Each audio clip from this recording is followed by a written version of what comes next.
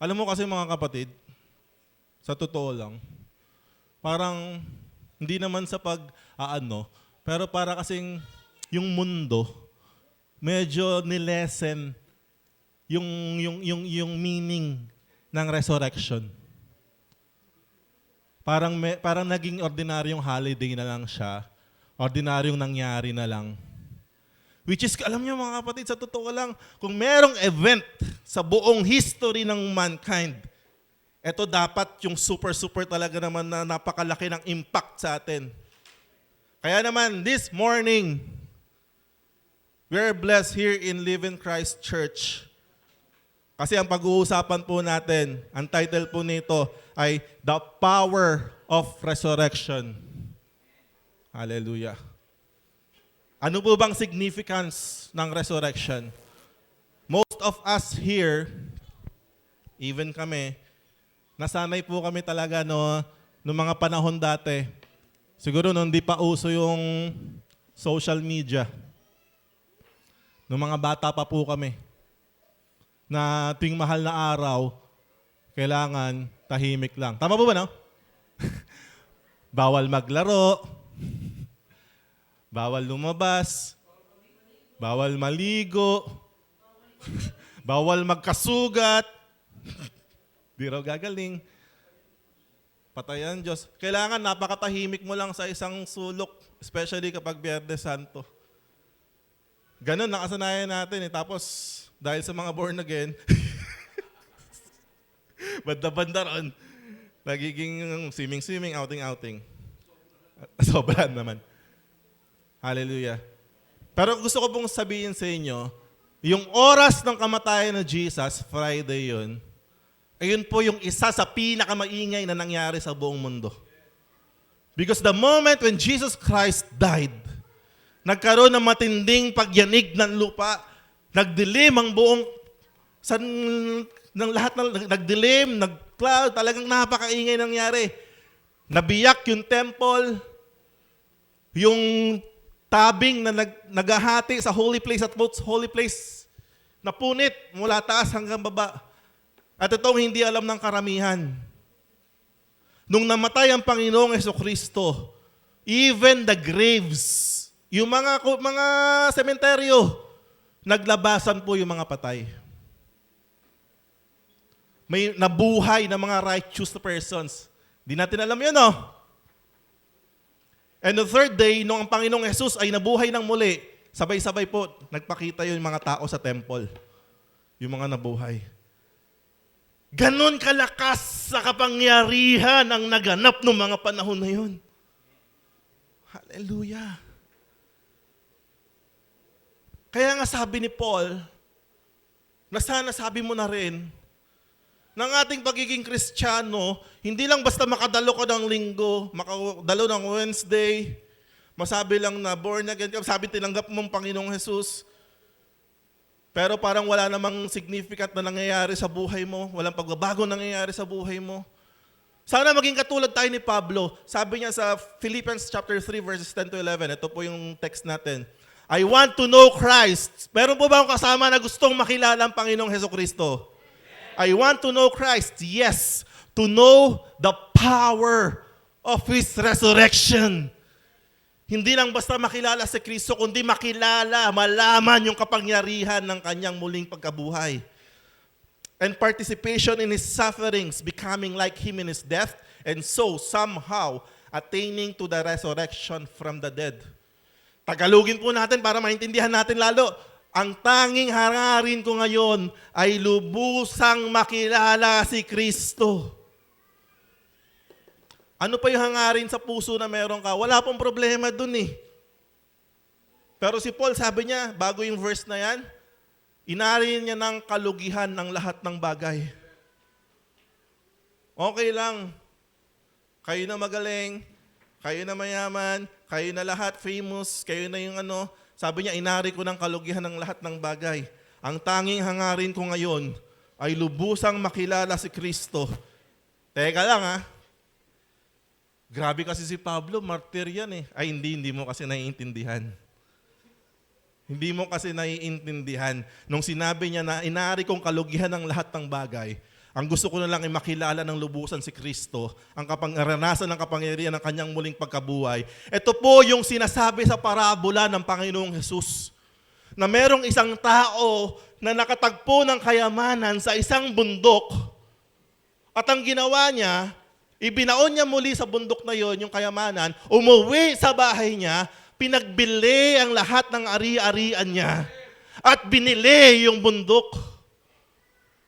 Ito po yung ginagawa ni Pablo. Hindi kalugihan na mawala ka ng desire sa mundong ito. Pero magugulat ka na lamang kapag nakilala mo ng lubusan ng Panginoong Jesucristo at nalaman ng kapangyarihan ng kanyang muling pagkabuhay. Malalaman mo na lang kung ano ang mas kalamangan mo ngayon sa mga tao na nasa mundo. Wala naman po sinabi dyan na maghihirap ka sa buhay, mamamatay kang dukha, magiging pulubi ka, ikaw nakaawa-awang tao. Hindi ganun yun! There is power. Mag-pray po muna tayo. Climax agad eh. Ganun po yung pelikula nila, climax agad. Let's bow our head, let's pray. Father God in heaven, Lord, marami pong salamat po, Diyos, sa napakamatagumpay na araw na ito, Panginoon. We're celebrating, God, the victory of Jesus Christ's resurrection. Marami pong salamat po, Diyos. God, I pray this very moment, ihanda mo pong puso ng bawat isa sa pagpasok ng iyong salita. Lord, kayo pong mangusap, naway maunawaan namin ng lubusan ang ibig sabihin, Panginoon, ng kapangyarihan ng iyong muling pagkabuhay. Magkaroon din po kami ng desire, tulad ng desire ni Pablo, Panginoon, na sa lahat ng bagay, mangunguna yung makilala sa malalim na kaparaanan ng Panginoong Jesus. Lord, tanggalin mo ang anumang mga sumasagabal sa isipan, mga gumugulo sa isip ng mga kapatid kong ito, Lord, para hindi makapakinig ng iyong salita. I rebuke the works of the enemy in this place para hindi makarinig yung mga kapatid kong ito, Panginoon. Kayo po maluwalhati, I declare victory sa buong service na to. Sa iyo po lahat ng papuri at pagsamba. In Jesus' name, everyone say, Amen. Thank you, Lord. Kailangan once a year lang naman tayo nag-celebrate ng Resurrection Sunday. Parang galing nga eh. Buti nga yearly. At least yung mga tao na medyo nakakalimutan na itong mga ganitong mga revelation, nagkakaroon ka ulit, nare-remind ka ulit na meron palang matinding kapangyarihan na nangyari. Meron po ako 5 puntos sa umagang ito. Bira lang po ako mag-points. Ngayon meron 5. First, the resurrection, unang-una, proves who Jesus is. Ang galing, nakaka-bless talaga. Kasi inintrohan na ulit ni Pastor Nicky kanina, ang galing, natatawa na ang galing mo talaga, Lord, no? Alam mo, ito ang edge ni Jesus sa lahat ng mga sikat na tao sa mundo. Even yung mga sikat na mga figure ng mga religion. Sila Gandhi, whatever, kung sino mang mga tao dyan. Even, meron pang ang religion, Rizalista eh. Sa pinag-aralan namin ni Pastor Nicky ng high school, sa Jose P. Laurel Senior High School, meron po kaming teacher doon, mag-asawa, Rizalista. Ma'am Aragon, Sir Aragon. Ang Diyos nila si Jesus si Jose Rizal ang Jesus. May mga ganyan. Ang lamang ni Jesus sa lahat ng mga taong sikat, si Jesus namatay at siya lang ang nag-iisang muling. Hindi, pastor. May mga kilala kami na buhay. Binanggit mo nga kanina, may mga nabuhay ulit. Yes, may mga nabuhay. Ang tanong, hanggang ngayon, buhay ba sila? Tanging si Jesucristo lang ang nag-iisa na namatay at hanggang ngayon, buhay na buhay. Buhay si Jesus. Jesus is alive. Buhay si Jesus. Nasaan si Jesus ngayon? Umakyat po siya sa langit. Alam mo, ay nako, kung di kayo naniniwala dyan, ito historical, maraming mga evidences. Why? Kasi explicitly, sinabi sa Bible, nung nabuhay si Jesus, nagpakita siya kay Pedro, sa mga alagad, at sa 500 tao. Sa loob ng 40 days, He stayed here. Kaya nga nauso sa atin, di ba, pag namatay, may 40 days. Kasi si Jesus, nung pagkabuhay, He stayed here pa eh. Talagang nagpakita pa siya sa mga tao. Ipakita talaga na buhay si Jesus. And after 40 days, nakita rin ng mga mata nila na si Jesus ay umaakyat papuntang langit, nakatingala silang lahat. Sabi nga sa Acts, nakakatawa eh. Kumbaga lahat tayo nakatingin doon, syempre. Mamaya, nung kinuha na ng ulap, di mo na makita, nakatingala pa rin sila. Merong mga anghel sa paligid nila na sabi, ba't kayo nakatingala? Sabi, ba't kayo nakatingala? Sabi, umakyat si Jesus. Sabi niya, yung umakyat na nakita nyo, sa same way na pakita nyo, is the same way makikita nyo yung bababa. Buhay. Sa langit ngayon, merong katawan ng tao na glorified. Buhay. Sa katauhan ng anak ng Diyos, Panginoong Jesus. Ito yung pag-aaral natin. Pinroved ng resurrection kung sino si Jesus. Na siya'y anak ng Diyos. Hallelujah. Nung tinanong niya si Pedro, ikaw, sino ako sa inyo? Ikaw ang Mesiyas, ang anak ng Diyos na buhay. And this resurrection proves it. Sabi sa Roma 1:2-4, ang magandang balitang ito na ipinangako niya noong una pa man sa pamamagitan ng mga propeta at sinasabi sa mga banal na kasulatan ay tungkol sa kanyang anak, ang ating Panginoong Hesukristo. Tungkol sa kanyang pagiging tao, siya ipinanganak mula sa lahi ni David kay Maria. Subalit, tungkol sa kanyang pagka-Diyos, pinatunayan ng banal na Espiritu na siya ay anak ng Diyos sa pamamagitan ng isang makapangyarihang gawa, ang kanyang muling pagkabuhay. Hallelujah. The resurrection is God's declaration. Jesus is truly the Son of God. Alam mo, sa mga hindi pa rin talaga convinced, nung early Christians, karamihan talaga ng tao maniwala ka, convinced na convinced. Even si Paul, nung sinulat yung mga sulat ni Pablo, 70 years ago na yan, nung nabuhay si Jesus, nung nag-writing si Paul. Alam na alam. Kaya nga nagkaroon ngayon ng conspiracy theory yung mga against naman kay sa resurrection ni Jesus. May mga kalaban talaga eh. Sila yung mga nagpakalat ng chismis na hindi siya nabuhay. Kinuha lang nila yung katawan niya, itinago. May mga ganun. Kaya nung unang panahon pa talaga, pag may mga haters ka, gagawa sila talaga ng mga paraan para i-disprove. Pero hindi mo nga madi-disprove yung nakita ng 500 plus na tao. Pwedeng maniwala yung iba na hindi nakakita, but daming totoo, 500 plus, nakasulat yan sa Acts.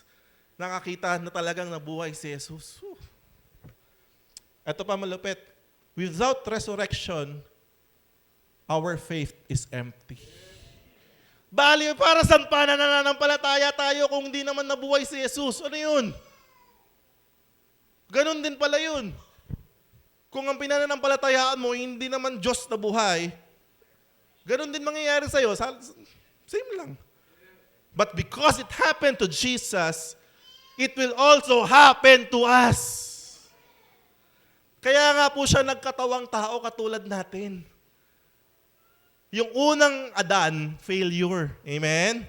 Supposedly, yun yung dapat role model natin lahat eh. Kaso nga nag-fail yung unang Adan, nagkasala. Kaya ipinadala ngayon ang ikalawang Adan sa katauhan ni Jesus. And this Jesus Christ never failed. He was tempted with all kinds of sin, but He never failed. He never sinned. Pure na pure. Namatay siya kasama, dala-dala ang kabayaran ng kasalanan natin. Pagkatapos ng 3 araw, siya'y muling nabuhay. He is representing us. Amen? His death represented us. Yung mga kamatayan natin. And His resurrection also represented us. Na kung anong nangyari sa Kanya, mangyayari sa iyo. Do you believe? Teka lang, importante yun pag tinatanong kung do you believe, ha? Do you believe? Kasi tanong ni Jesus yung kay Martha mamaya. And if, sabi sa 1 Corinthians 15:14, and if Christ has not been raised, our preaching is useless and so is your faith. Kapag hindi po binuhay si Jesus, naglolokohan lang tayo dito. Nag-uutuan lang tayo. Kapag hindi binuhay si Jesus, ang ginagawa lang namin dito is motivational speaking. No? Galingan nyo sa buhay, mga kapatid. Dahil pag namatay ka, tapos na ang buhay mo. Kaya, bigay mo ang todo mo dito sa mundong ito. Magpakabait ka sa mga tao. Dahil di mo alam, baka mamaya patay ka na, wala ka na. We are not preaching ganyan. Amen? Ang pinipreach natin, itong buhay natin dito, maikli lamang. Temporary lang to. Ang pinipreach natin dito, merong buhay na walang hanggan na nag-aantay sa akin. Oh, hallelujah! It should give you encouragement. Our earthly bodies, sabi ni Paul, nag-waste talaga to. Pero huwag kang kabahan. Sabi niya, huwag kayong mawalan ng loob. Hindi ito ang katapusan. Kung pwede nga lang, dali na tayo ni Lord doon lahat sabay-sabay ngayon Alam mo nakakatawa dito? 2,000 years ago, sila Paul, ang lumalabas sa bibig nila, malapit na ang pagbabalik ng Panginoong Jesus. Ngayon, 2026 na, siguro naman mas malapit na. Amen ba? Amen ba? Hoy, napakalapit na po talaga. Kaya wag na kayong magpadala sa mga kung ano-ano mga pwede niyang emotions, mga gulo sa ano. Fix mo na yung mindset mo.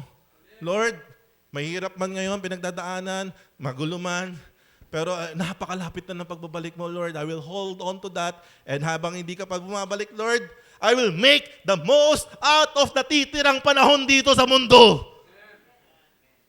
Talaga naman, galingan na natin. Amen? Huwag ka na malungkot pag nagutom ka. Sa langit, wala na raw gutom. No. Hallelujah. Number 2. Ano yung power ng resurrection? The resurrection defeats sin and death. Hallelujah. Dati big deal po kasi yung death. Amen, no? Matatakot ka talaga. Kapag wala kang Jesus sa buhay mo, hindi mo alam yung pinananampalatayaan mo, matatakot ka talaga sa kamatayan. Amen? Siyempre, pag namatay ka, wala na. Takot ka sa kasalanan. Takot ka sa kamatayan. Pero sabi sa 1 Corinthians 15, tingnan natin. Isang hiwaga. Yan, 1 Corinthians 15. Isang hiwaga ang sinasabi ko sa inyo. Hindi lahat tayo'y mamamatay, ngunit lahat tayo'y babaguhin. Ulitin ko hindi raw lahat kayo mamamatay. Pero lahat tayo babaguhin. Ano po ibig sabihin nun pag naiintindihan natin yon? Kasi darating yung time sa pagbabalik ng Panginoong Yesus, meron siyang madadatnan ng mga tao na buhay pa. So may malaki ang possibility at sure na meron talagang tao na hindi makakaranas ng physical death. Lord, ako na yun Kami na yun Amen? Ito mga baby na yan, Lord, last generation na ba yan? Kaya, mag-exercise kayo mabuti. Jogging, walking. Para abutan na. Ang saya no? Sipin mo namatay ka ngayon, tapos bukas dumating si Lord, buhay ka ulit. Isang araw na lang Sabi, isang hiwaga, 52, sa isang sandali, sa isang kisap mata, kasabay ng huling pag-ihip ng trompeta, sapagkat sa pagtunog ng trompeta, ang mga patay ay muling bubuhayin at di na muling mamamatay. Hallelujah. Babaguhin tayong lahat, ang ating katawang nabubulok ay mapapalitan ng hindi nabubulok, ang katawang namamatay ay mapapalitan ng katawang hindi mamamatay. Ito pong nangyari dyan, hindi po yan sana mangyari Nangyari po yan sa Panginoong Jesus.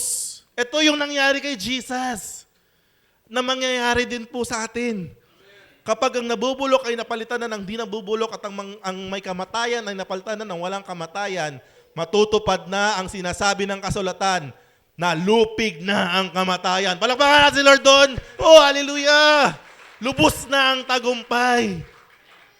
Kaya nga pinipreach namin dito na ang inaantay na lang natin talaga is yung pagpapalit ng katawan natin. Kasi yung katawan natin, hanggat nandito pa tayo sa lupa, wala na tayong magagawa dito. Nabubulok talaga to. Mamamatay talaga tong physical na katawan natin dito. Pero yung spirito natin, bago na. Amen? Yung kaluluwa natin, bago na yan. Yung katawan na lang talaga. 2/3 okay na, inaantay na lang natin. Kaya nasabi, nasaan o kamatayan ng iyong tagumpay? Nasaan o kamatayan ng iyong kamandag? Ang kamandag ng kamatayan ay ang kasalanan at ang kapangyarihan ng kasalanan ay nagmumula sa kautusan. Magpasalamat tayo sa Diyos na nagbibigay sa atin ng tagumpay sa pamamagitan ng Panginoong Hesukristo. Mga kapatid ko, kung siguradong-sigurado ka na meron kang Kristo sa buhay mo, hindi ka na takot sa kamatayan. Amen ba? Ganun talaga, lahat naman tayo darating dun. Kung hindi pa dumating si Lord sa lifetime natin, definitely mamamatay tayo. Tama, no? Kahit na sa gym ka na tumira, mamamatay ka pa din. Tama? Itong katawan na to, talagang nakadestin na to na mamatay. Pinapahaba-haba lang natin para ma-enjoy natin. Kasi, ito sabihin ko sa inyo, pagdating ng lifetime na paghahari natin kasama ang Panginoong Yesus, maraming bagay rin dito sa lupa ang hindi na natin magagawa. No? Doon, wala nang hirap, wala nang hinagpis, wala nang hinanakit. Kaya dito, sabi ni Pablo sa verse kanina, maranasan ang kanyang paghihirap. Amen? Hallelujah. So, kung medyo naghihirap ka, pero may pananampalataya ka, maproud ka. Be proud. Kasi si Jesus mismo dumanas nun. Hallelujah. Sin and death lost their power when Jesus rose.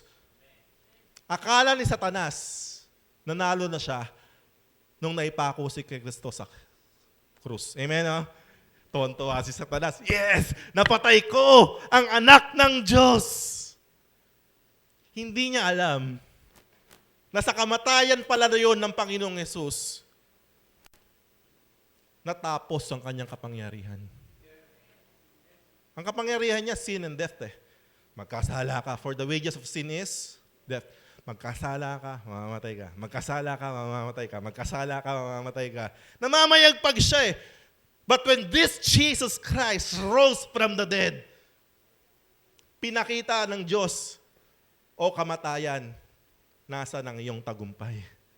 O kamatayan, nasan ang iyong kamandag? Hallelujah. The cross paid for sin.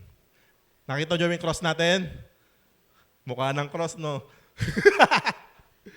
Ganda, Cross na yan. Kahoy yan. The cross, ang ganda-ganda nagsusot pa tayo ng mga crucifix ng ganyan, mga ganon. Maganda ngayon sa panahon natin. Pero alam mo ba nung panahon ng Panginoong Hesukristo, the symbol of the cross is a symbol of shame, symbol of talaga naman. Crucifixion is the worst kind of death penalty. Na kapag ikaw daw ay pinako, buong angkan mo magsasuffer ng shame. As in. Worst kind po yan. Pinakamasakit. Akala natin madali lang. Pinakamasakit dahil sa cross, walang isang segundo of comfort.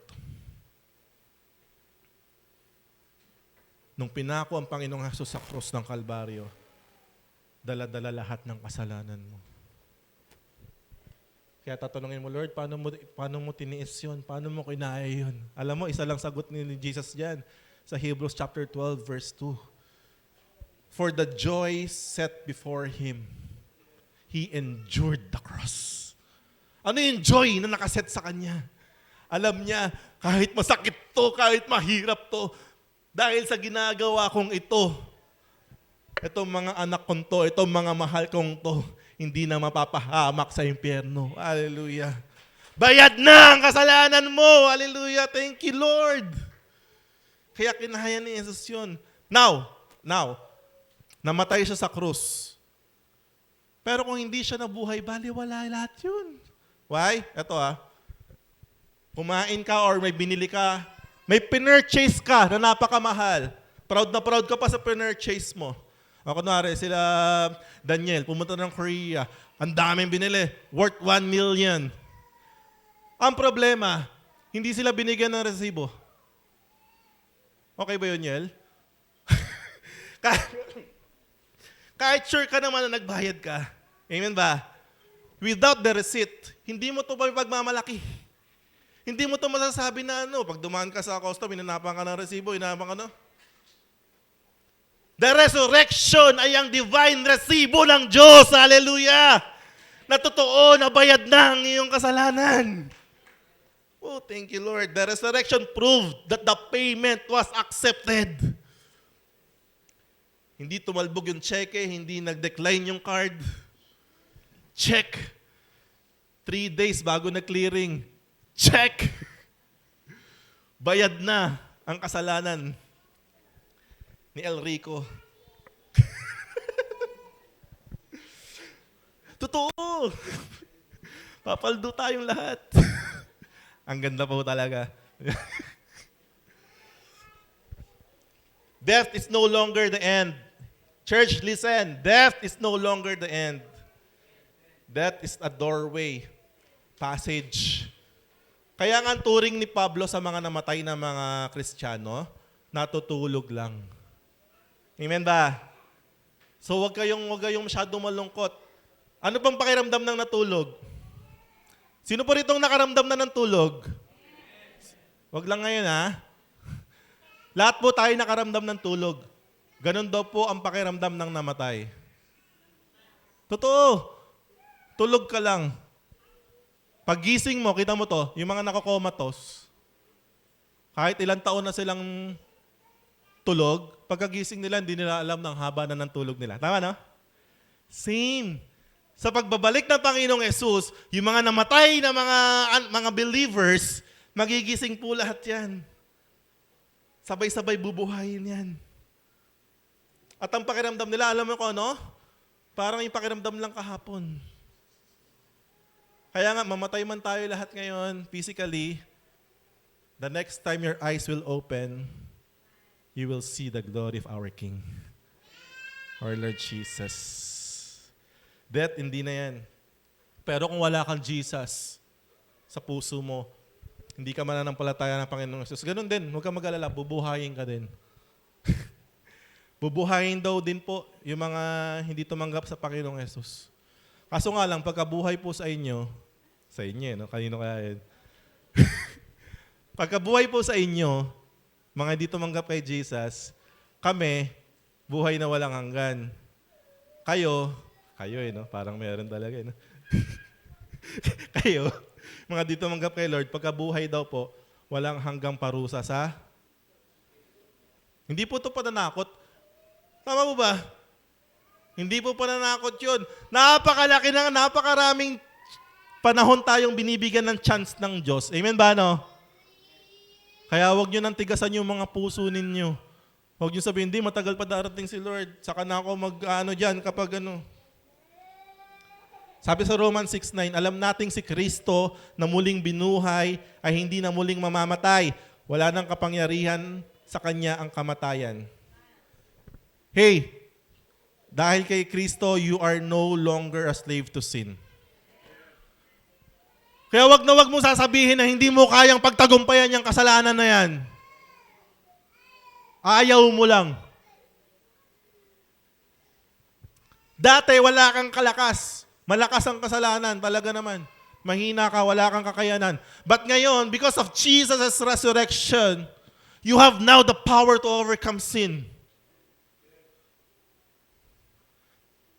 Fear of death is broken. Wala na yun. We now live in victory and not in defeat.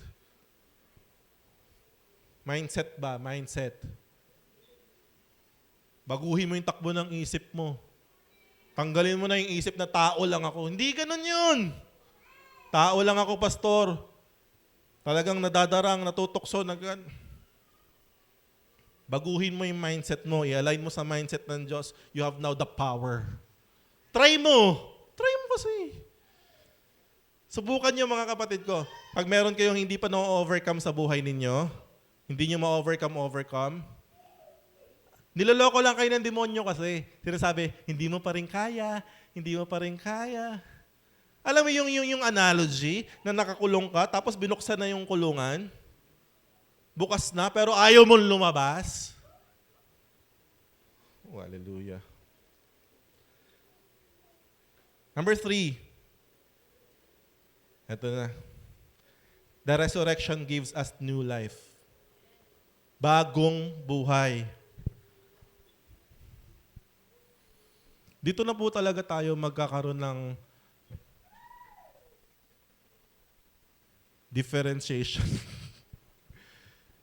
Kasi madaling magpaka-Christian, madaling magsabi na tinanggap mo si Lord, magsisimba ka, whatever. Madali lang naman eh. Pero whether you like it or not, yung pagbabagong buhay ang magiging batayan talaga. Tama no? Tama mali? God is very patient naman sa atin eh. No? Huwag lang tayo makipaglaro sa Diyos.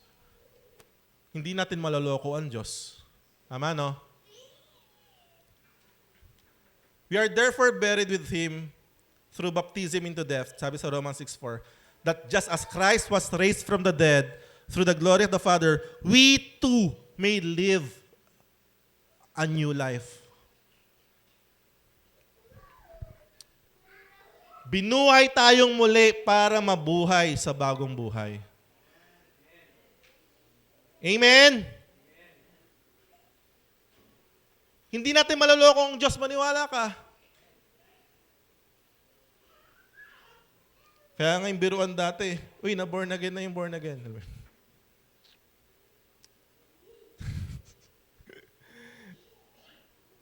Unbelieving believers. We're believers, tama? Unbelieving believers.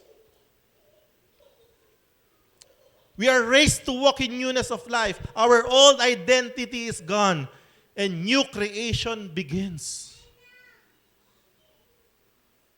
Akala kasi natin, nung sinabi sa 2 Corinthians 5:17, na kang nakipag-isa sa Panginoong Yesus sa isang bagong nilalang, wala na ang dati, andito na ang bago. Akala natin, nagbago yung muka, nagbago yung tsura, nagbago yung style. Hindi naman ganun yun. Unang-una nagbago sa atin, unang-una, nabuhay muli yung Banal na Espiritu sa atin. Amen?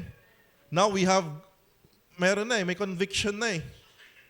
Now you have the power to overcome sin. Now you have the power. Sabi ni Jesus, lahat na nagawa ko, magagawa mo din. Ang tanong, bakit hindi natin nagagawa? Sinungaling ba ang Diyos nung sinabi niya na bago ka na? Sinungaling ba si Jesus nung sinabi niya na magagawa mo din? Hindi. Bakit hindi natin nagagawa? Kasi ayaw natin. Masarap kasi yung dati. Sabi doon, isuot natin. Napag-aralan natin before yan, no? Hinubad natin ang dati nating pagkatao at isuot daw natin ang bagong katauhan ng Panginoong Hesus sa atin. So siguraduhin mo na, ay nako. Why? Hindi mo mararanasan yung kapangyarihan ng resurrection na pinag-uusapan natin kung hindi mo nanaisin unang-una. Jesus Christ set an example. Nag-set siya ng path na lalakaran natin. Para lakaran natin. Yung holiness na sinasabi natin, nagiging stigma pa sa atin. Kailangan, we should be holy because God is holy, holy daw. Alam mo, wala tayong choice but to walk on that righteousness. Amen? Hanggang kailan ka makikipaglaro sa Diyos? Kailan mo nanaisin talaga, Lord? Sana maranasan ko makilala ko ng lubusan si Kristo at maranasan ang kapangyarihan ng kanyang muling pagkabuhay. You are powerful. You are very powerful. Hindi lang nagmamanifest nga kasi nga, hindi uma-align.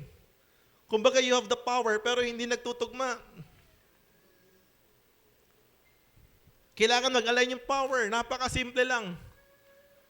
Kahapon, inayos si Tita Jean yung ilaw ko doon. Tita, di ba? Walang ilaw eh. May ilaw naman, may kahit okay yung bulb. Kaso yung switch, kahit anong pindot mo, ayaw. Ayun pala, kalawang, tita, no? Hindi na nag-align. Tama yung connection, may pindutan naman, kaso hindi na uma-align. Naiintindihan niyo yun? Same thing, we have the power, may power ang God, nasa atin na, hindi lang uma-align. Kailangan palitan na yung mga kalawang na ugali natin.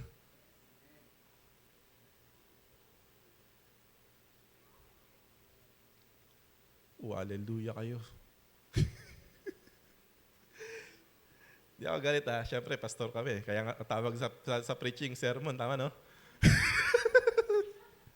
Sermon talaga.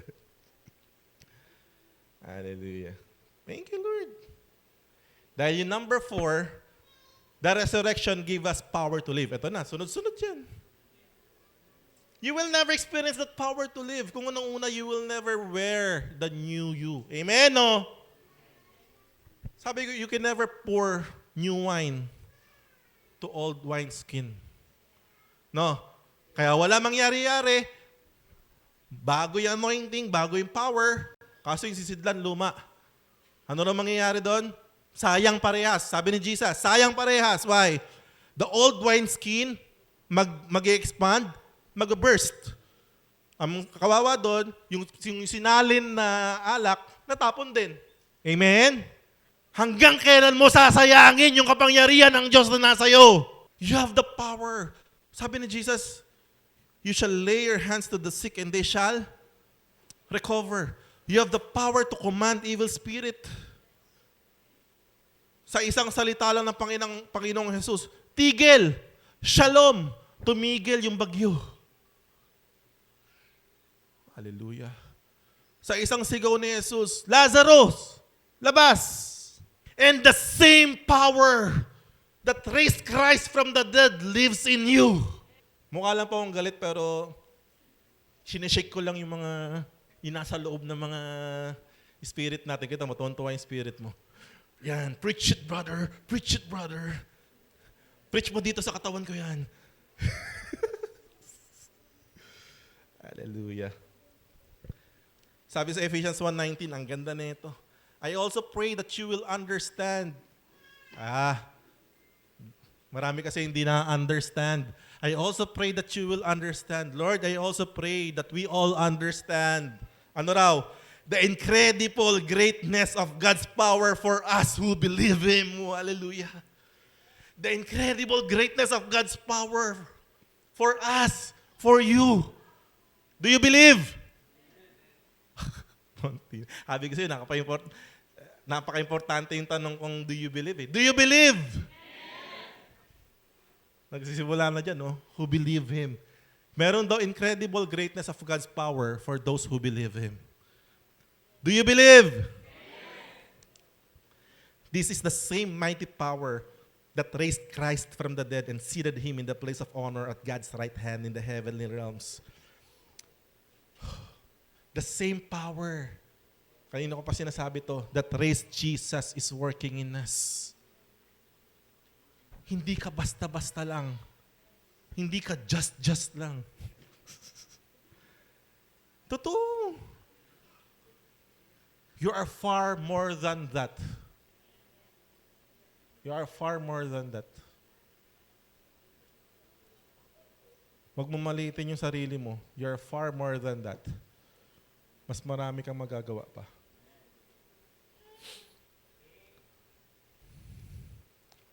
Resurrection power is equals power over sin, over fear, and over weakness. At ang nagbibigay nito is the Holy Spirit daily. Hindi po yan mangyayari dahil gusto mo lang by flesh, by knowledge. Kailangan, sabi ni pastor nung Sunday, I am powerful. So I am powerful. Hindi ganun yun. Ang nag-activate po dyan, ang naglalabas po dyan ay yung banal na espiritu na nasa iyo. Kailan mo huling kinamusta ang banal na espiritu na nasa iyo? Kailan huling nag-enjoy yung inner man mo? Kanina, pastor! Sarap ng worship natin kanina. Iyak ako talaga eh. Parang naramdaman ko yung hallelujah. Talaga naman, you have won the victory. Because that victory is for us eh. Wala namang paglalaban si Lord eh. Para sarili niya, hindi. Para sa atin yun eh. Sa comfort na siya ng langit eh. Pakailan ko sa inyo. Hindi. He won it all for us. Ramdam na ramdam.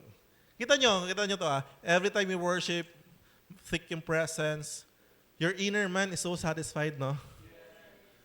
Kahit ayaw mo magtaas ng kamay, pero hindi mo alam talagang sarap makiramdam ng Akala mo feel good feeling lang hindi. Kasi you have the Spirit inside eh.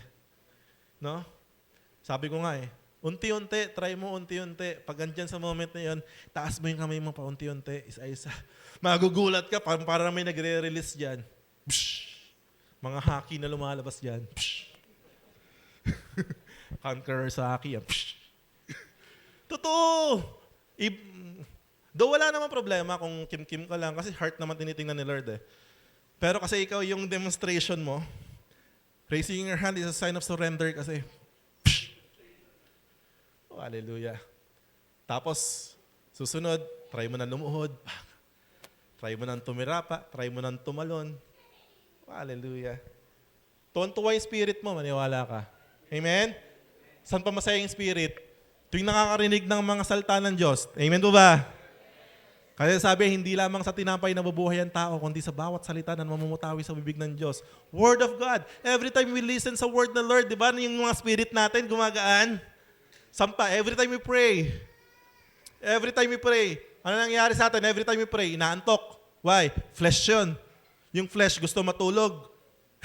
Pero yung spirit, masaya. Amen? So, araw-araw, mga kapatid, activate your Holy Spirit. Because lahat ng gagawin natin, not by might nor by power, but by the Spirit. Sa lahat ng gagawin natin sa mga buhay natin, this is not self-effort. It is divine empowerment. Church, listen. Mas maganda yung na-identify ka ng mga tao dahil nakikita ng mga tao ang Diyos sa'yo. Amen ba? Mararamdaman nila, grabe itong ganyan. Kaysa na-identify ka ng mga tao kasi nakikita ng mga tao sa'yo. Number 5 po. The resurrection secures our future. Amen? Saya niya, no? Ito yung magbibigay sa atin ng assurance eh. Ito yung magbibigay sa atin ng joy always eh. Na kahit minsan pagod, puyat, whatever, you will still do it kasi alam mo, this is our future. Sinesecure mo. Ang matalinong tao, nag-i-invest sa future. Kaya nga may mga insurance tayo. Amen? Totoo. That's a wise choice yun. If you have the means, why not? Kaysa nakatenga yung mga mag-i-invest ka para sa pamilya mo, para sa mga anak mo. Tama ba? But most importantly, we should invest our future na totoong mas mahabang future, no? Kasi nga kung dito sa mundo, matalino ka, kailangan mag-invest. Bumili nga kami ng life accident. Para akong 2 beses ako ma-aksidente. Hindi, joke lang. At tag-isa kami. Hindi, why not? But this resurrection, hindi lang future na itong buhay natin sa lupa. Alam mo lagi, secured ka. No? Namatay ka na, may nakawa ka ng 50K, pupunta ka pa sa langit. Hallelujah. Sabi sa 1 Corinthians 15:20, ngunit sa katunayan, si Kristo'y muling binuhay. Ito'y katibayan na muling ang bubuhayin ng mga patay. Palakpakan si Lord dito. Thank you, God.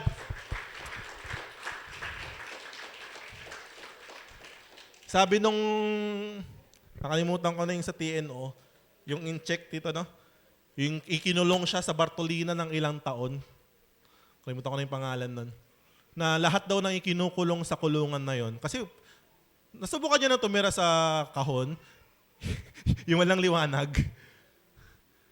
Mababaliw ka talaga doon, tama ba, no? Yung mga kinukulong daw doon is di umaabot ng months, ganyan. Siya mababaliw ka, mamamatay ka. Pero siya umabot ng ilang years, tila 3 years yata siya sa loob nun. Nakalabas siya. Alam mo, tinanong kung paano mo kinaya. Paano mo kinaya na nasa loob ka lang ng... Ewan ko, mamatay ka talaga doon, mapakamatay ka na, whatever. Sabi siya, paano mo kinaya? Alam mo ang sikreto niya? Every day, kino-confess niya, ito na ang araw ng pagbabalik ng Panginoong Jesus. Every day, ito yung assurance niya. Whatever it is, mamatay man ako dito, at least sure ako, meron akong buhay na walang hanggan. It will really give you assurance pag alam mo na kabilang ka doon. Amen? Pero pag hindi ka sure, araw-araw talagang balisa ka. Araw-araw talaga naman. Gawin mo lahat ng gagawin mo para lang maging okay ka. Kasi, ay nako. Ang bilis mong ma-stress, ang bilis mong ma-depress, ang bilis mong... Why? Kailangan mo. Kung ito na lang ang pag-asa mo sa mundong ito, galingan mo na talaga. Manghingi ka na ng mali-maleta talaga. Dito to. Kung hindi, ewan ko Pag yung, kasi, pag ito na lang buhay dito sa mundo talaga yung pag-asa mo, papasukin mo lahat. Amen? Wala ka nang pakialam sa nararamdaman ng ibang tao. Wala ka nang pakialam, maghirap man ang bansang Pilipinas, basta kami secured. Mawalan man sila ng gas lahat. Kami, may mali-maleta sa bahay. Sabi ni Robin Padilla i-demonetize lahat ng 1,000 peso bill. Nawala sa... Sabi mo, ang dami mo matigwa 1,000 peso bill. Siyempre, hindi nila pwede bangko yun Sa bahay-bahay lang nila yun, no? Isang buong apartment, punong-puno ng pera. I-demonetize mo lahat ng 1,000 peso bill. Awa-awa. Hallelujah. Kakaalaman, biglang kita mo, kahit saan ka pumunta, may bundle na. Hallelujah. Thank you, Lord. At least tayo, wala man tayong mali-maleta, masaya. Amen? Ewan ko kapag secure ka yung future mo sa Panginoon, Lord, whatever happened today, I trust you. I trust in you, O Lord. God will give you wisdom. God will lead you in the paths. Dito ka, anak. He will put you into the right place, in the right time, sa right people, right opportunity, right mindset. Oh, hallelujah. Because God is with you. The Holy Spirit lives in you. Ito yung sinasabi. The Holy Spirit na nasa atin is a guarantee. Guarantee raw yan. Guarantee of what we will really have in the future. Pinauna na ng Diyos yung Holy Spirit. Yes, wala pa yung glorified body natin, but we have the Holy Spirit. God's living inside us. Kaya nga sabi, the Holy Spirit that you receive will teach you all things. Tamang diskarte, no? Tamang mindset. Tuturuan ka talaga. Tutuwa nga ako nung tinestimony ko ng Wednesday, di ba? Tinuruan ako dun sa software, whatever. Ang galing lang ni Lord. Tutuwa ka talaga sa Kanya. Tinuruan ako, hindi ako marunong talaga from scratch, from zero. Kaya yung mapapanood nyo mamaya, pagpasensyahan nyo na po. Promise, sagad na sagad yun na ibigay ko dun. Kaya kung di nyo, okay lang, babawi ako next film. Magaling na kami nun. Hallelujah. Last verse po, and tapos na po tayo. Di ba kanina ko pa tinatanong, do you believe? Amen. Sabi sa John 11:25-26, Jesus said to her, Jesus said to you, Jesus, tinatanong ka, sabi ni Jesus, I am the resurrection and the life. The one who believes in me will live.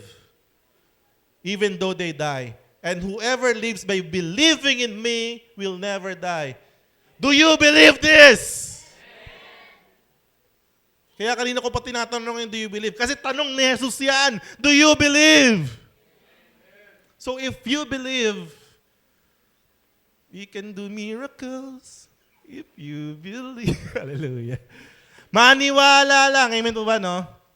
Masaya po ba tayo sa Resurrection Sunday natin ngayon? Grabe, punong-puno tayo sa presensya ng Diyos. Sa natanggap natin ngayon. Hanggang mamaya, magkita-kita po tayo. To God be the glory po. God bless you all.